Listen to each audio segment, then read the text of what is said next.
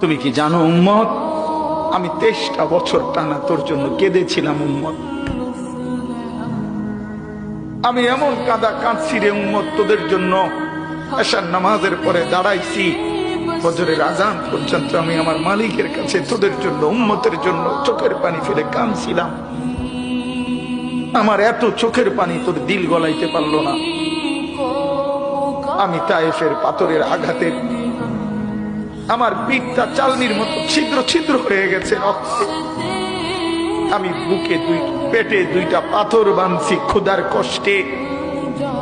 আমি উহুদের দান শহীদ করা রক্তে উহুদের ময়দানে পড়েছিলাম বেহুশ হয়ে।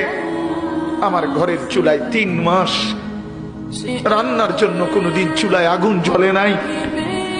আমার এত চোখের পানি, এত রক্ত, এত ক্ষুধার কষ্ট, কিছুই তোর মন গলাইতে পারলো না, তোরে সেজদা দিতে পারলো না।